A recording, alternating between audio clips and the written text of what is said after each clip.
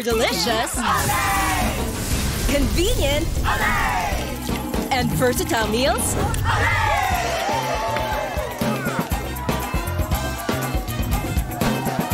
sure to make them say,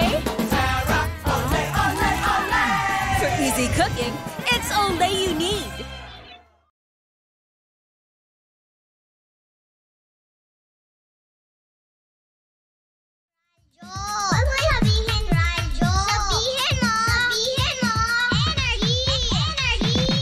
Ay, naku mga mare, pag ganito ba naman na medyo pa lunchtime na, di ba? For sure, problemado na naman yung iba dyan, kung ano na naman ang gagawin sa pagkain. Lagi ba ano silang na naman problemado? gagawin sa manok, ano naman gagawin, ganun. Kasi di ba usually pag bumibili ka ng manok, tatanungin sa, anong gagawin sa manok?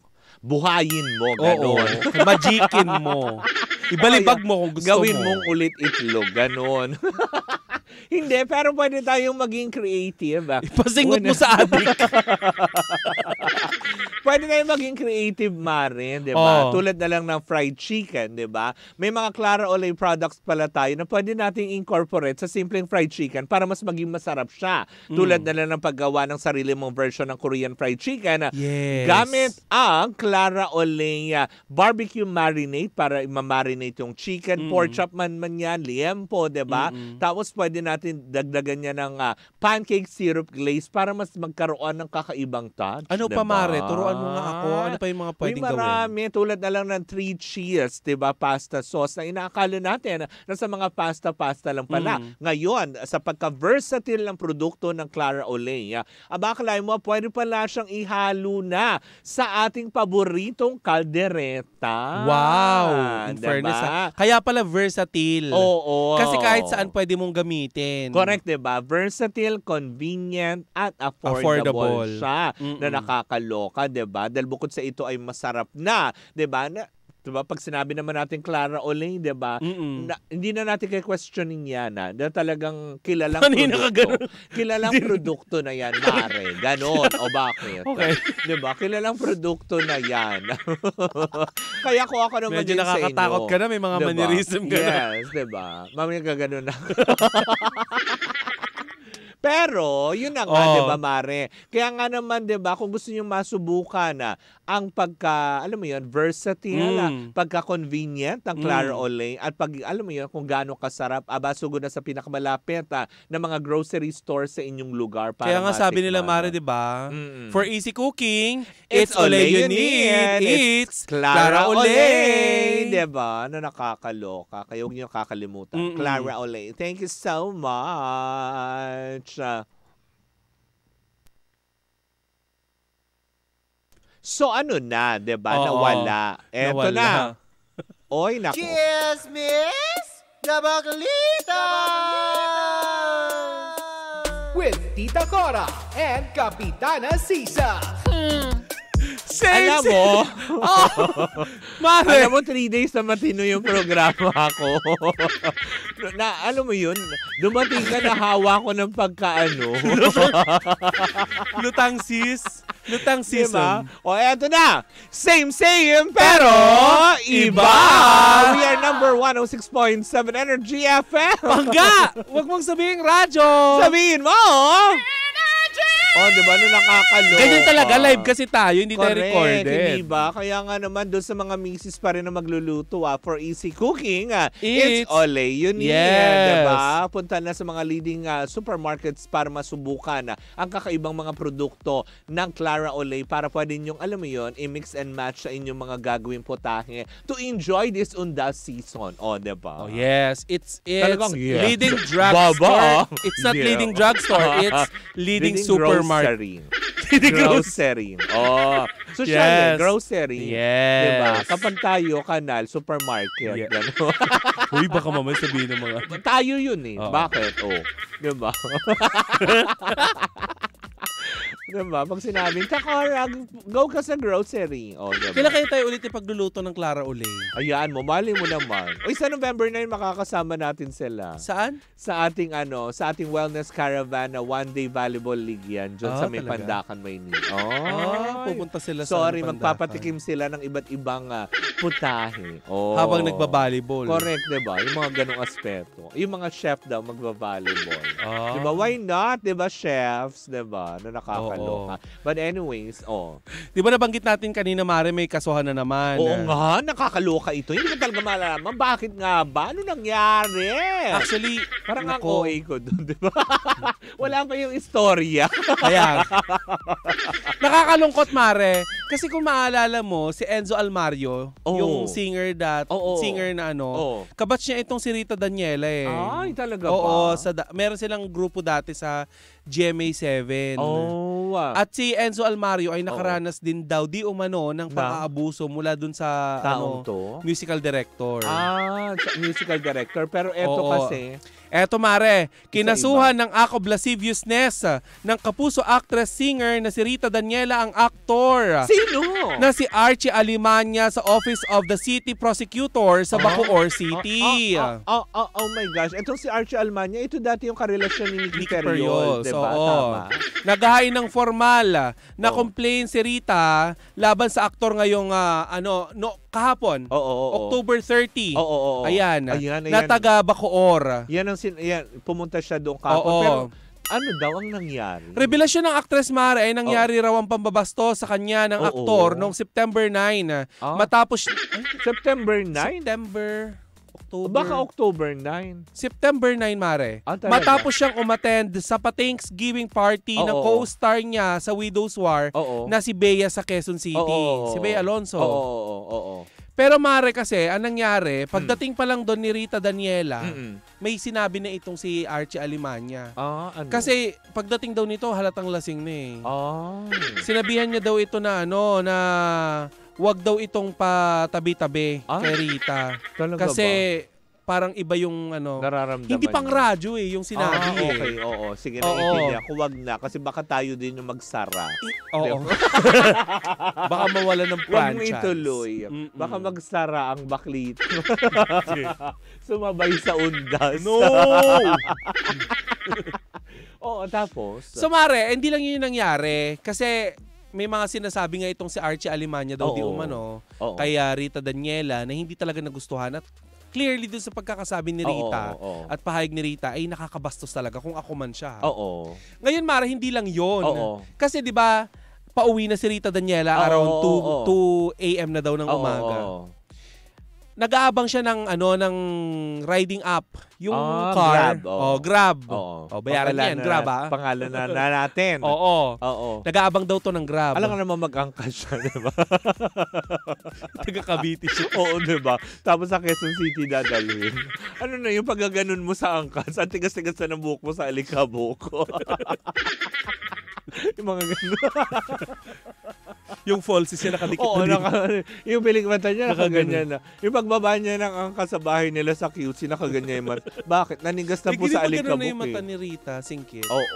But anyway. 2 a.m. na daw pauwi siya, naghihintay siya ng Pero ang balita ko nga, di ba, bukod dun sa pagdating sa party, nabalitaan ko nga din yan. Pinalampas daw yan according sa abogado niya na nagsasalita na. May duet-duet pa daw sila. Di ba? Kasi pinalampas naman daw kasi ayon sa abogado na ni Rita Daniela na pinalampas niya yung insidenteng yan.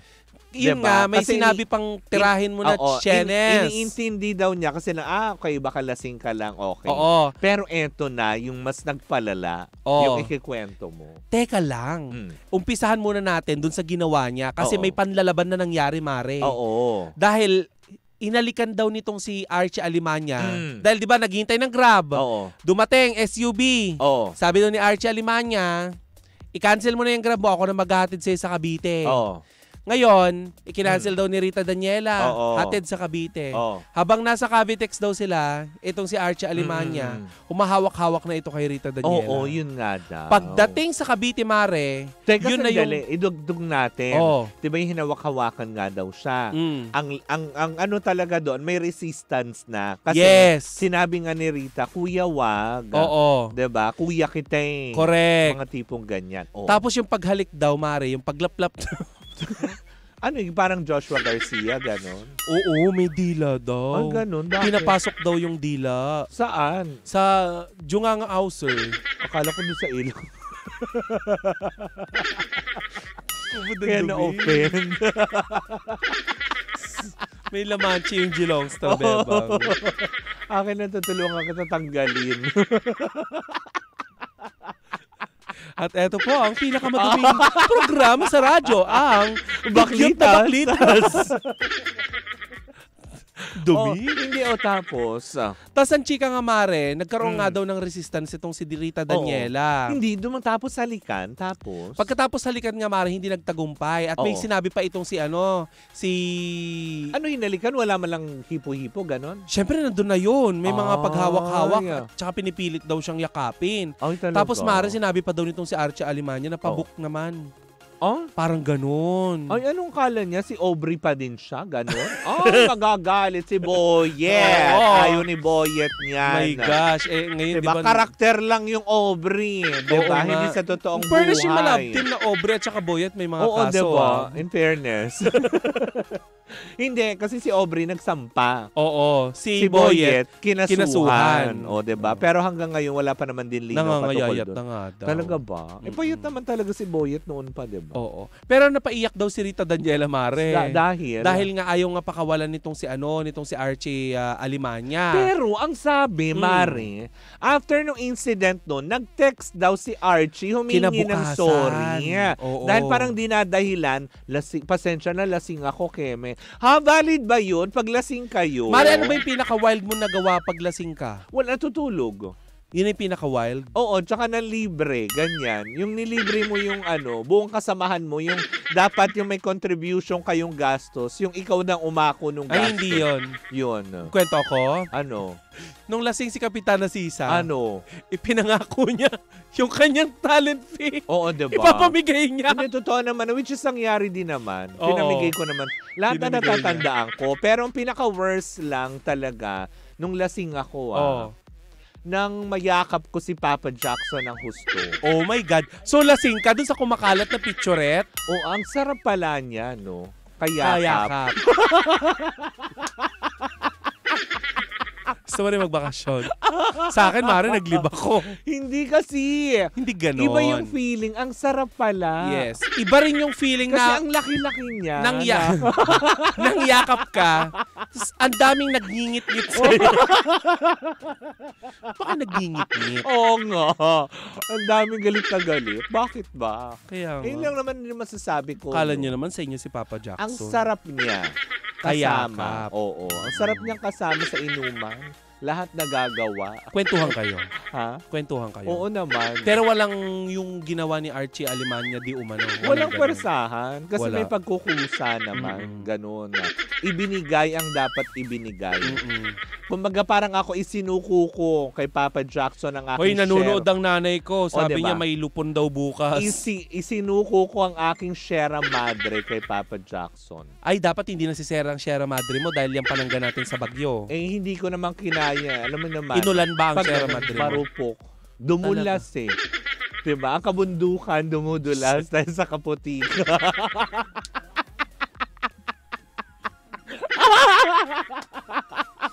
Dumausdos. Kaya tuloy, nag-Singapore si GK. Ang sarap. Alam mo na, kasunod ito. Kasalanan mo daw. Dami na namang chika. Dami na namang dyan, sigurado. Gagawa ng issue. So, splice na naman nila to. Tama, Nasa diba? Twitter na naman. Truth, diba? Amazing. Basta yun, kinasuhan ni Rita Pero yun na Daniela. nga, talaga. Pero alam mo ba, Mare, kung sakaling mapapatunayan at magpa-pursue tong kaso na to, kulong. walang bail pala ang kasong Oo, rape, Mare, wala. Tsaka ano, Mare, kung talagang... Act of lasciviousness to, Mare, ano? Act of lasciviousness. Iba yung illegal possession of deadly face. Illegal possession of deadly face. Illegal detention, iba yun. Diba?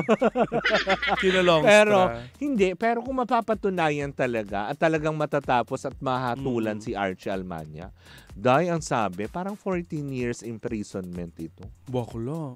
Diba? Ano na yun? Pagkakaguluhan ka ni Peryong at saka ni Daguldo. O ngayon, doon ka ngayon, diba?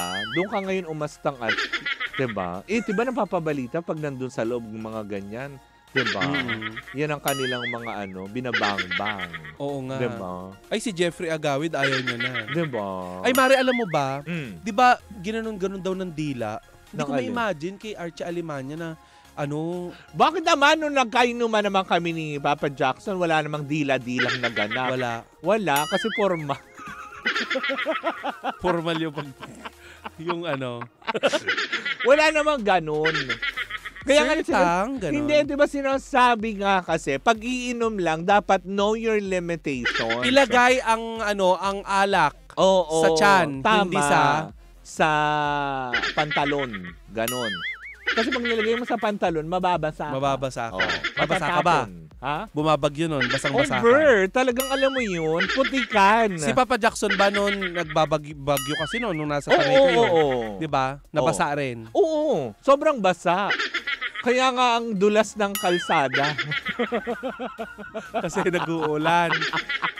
Sunod nun, wala. Nag-Singapore. Nagkwentuhan lang kami. Diba? Tapos kaya nga diba yung kinakanta ko lagi. Ano nga ang tawag sa di mo na syota, pero kaya ka po naman sa tanay. Sirap.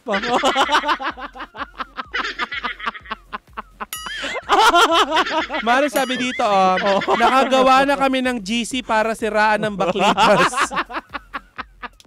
Go! Diba? Ayun. With conviction yun. Go! Huy, nakakalungkot. Alam mo ba, itong mga balibalita na ganito, hindi GMA7 na naman ang sangkot dito. Diba? Na parang nakakasad. Alam mo, sabi nga nila, ang dami daw. Eto nakita lang po namin sa comment section, may mga nagsasabi na ang dami daw manyak sa GMA. Hindi naman siguro manyak, Mare. Siguro it's a matter din kasi kung paano. Kasi, diba, alam naman natin na tipong, yung pagiging, alam mo yun, alam naman natin maganda, sexy si Miss Rita Daniela. Hindi Pero ba? kasi, Mare, hindi mo naman para Hindi, Mare, kasi sa kanya, kahit pa ganun yung physical appearance niya, siya kumaga parang tame. Oo. Kumaga parang hindi siya kagaya nung iba na talagang halos ilantad yung... Kasi alam niya, may reservation pa din siya para sa sarili niya. Kaya nga siguro nung time na yon, sabi ng utak ko, may reservoir. Oo. Ano siya, dam? Ano yung grabe? Anggat? Ganon? Hindi, kaya nga diba tumanggi nga siya, tinanggihan na niya, at isinaalang-alang pa niya na, Kuya, wag. Kuya kite, diba? Pero syempre, dahil ba kay Papa Jackson, idadahilan na. Sabi ko lang, Sir, wag, sir. Ano ginawa sa'yo? Ha? Dinala lang ako sa bulubunduking ng Sierra Madre. Pinakita niya sa akin kung gaano kalago ang Sierra Madre na napapalibutan ng mga punuan. Oo. Diba? Napunuan naman ba? Oo. Sobro. Sarap.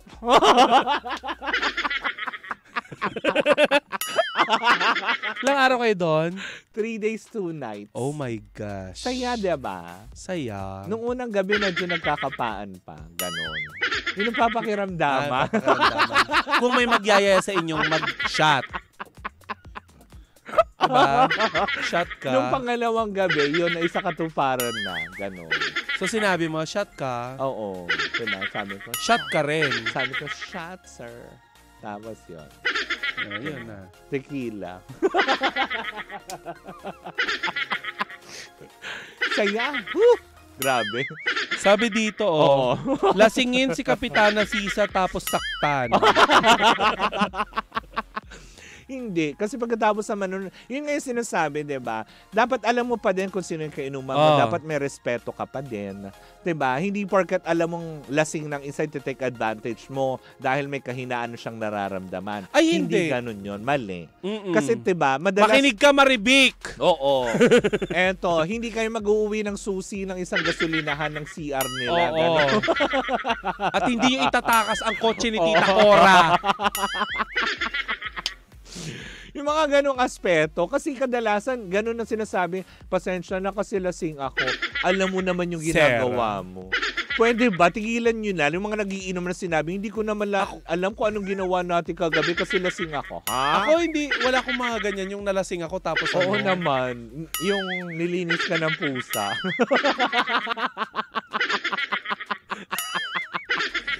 Hay! Lasing ka tas yung akala ng mga tao na bagansya ka sa labas ng bahay mo. lasing ka tas tinawagan mo yung may-ari ng NHS. Yung alas dos ng madaling araw na bubuwisit ka. Gano'n.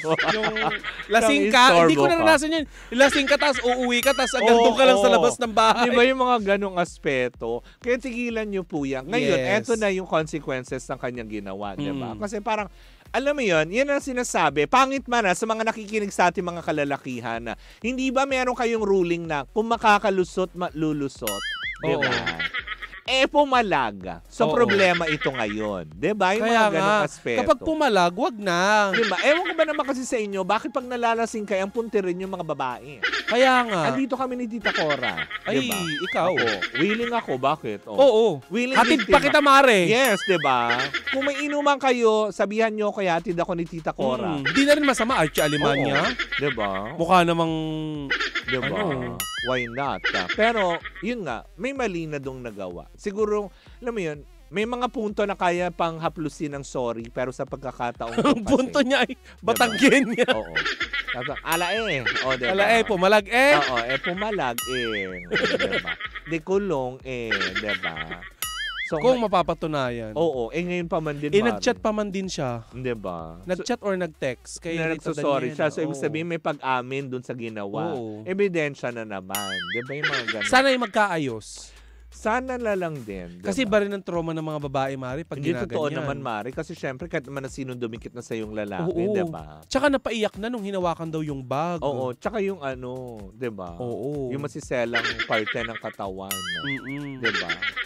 Lalo nung hinaplos na ang Sierra Madre. Ganon. Yung Papa Jackson. Oo. Pag nakaganon pa naman si Papa Jackson, parang kahawig niya si Archie Alimanya. Basta ang sarap niyang yakapin. Ganon. Kasi ang laki. Diba, ang lapad niya dahil mga masel-masel. Hello po sa ating 71 viewers ngayon na puro galit ang ipinapahayag. Ulitin lang po namin, programa namin to, wala kaming pakialam. Talaga ba? Puro galit. Hindi naman puro galit. Wala naman sa mga bangga. Pero sabi nila, fertile yata si Salome. Oo, diba? Ganun talaga. Ganyan talaga ang pusa. Pero kaya ka po naman sa tanan. Grabe. Napaganyan ako nung dumausos ako sa putikan ng Sierra Madre. Talaga? Ang sarap. Ang sarap mo. Ganon. Kasama. Ikaw talaga? Palabiro. Ay! Hindi kaya.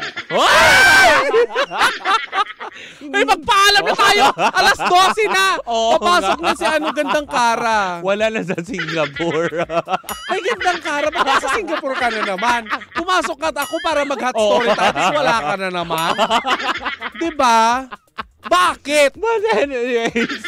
Alam mo, gusto kong pag-usapan. Nakailang absent na si Gandang Kara. Di na tayo. Tama na. 350 ka na alam, mas madami siyang, ilang days ang isang taon? 365. 400 na absent. In-advance na niya for for next year. But anyways, Diba mga nga? panggayan. Ay, may gusto ba tayong pasalamatan? Oo, magpasalamat ka na. Hindi, pasalamatan ko lang sila, Attorney Ronald Ofalia. Oo, Ayan. ay yung mga nagpunta last Yes, Monday. Attorney Ronald Ofalia sa pag-attend sa premiere night ng Sinisindak. Ayan, si Ate Rems Umaya, hello, maraming salamat po. Yes. Si Miss Ann ng hello. Good Sauce. Ay, hello po, Miss Ann. Miss Thank you so Ann, much. hello po. Ayan. Nakakaloka to the highest level. Meron ka pang mga idadagdag? Ang pamunuan ng MTRCB. Oo, Chair Lala. Oo. I love you so much. And of course, sa mga board members, tulad na lang ni Maring John Marie. Yes. At syempre, ang ating kumparing si Ayi. Oo, si Yayi. Yayi Tobia. Oo. At ang At ang mga Golden Bibi. Wala na akong maisip na pasalamatan. Ay, hindi, meron pa akong pasasalamatan. O sige na. Ayan, wala na nga. Lolit solis na ito, ganyan. Oo, next May time na buzzer lang. Baka pabayaran. Sabihin sa'yo, bayaran mo yan. Oo. Wag na.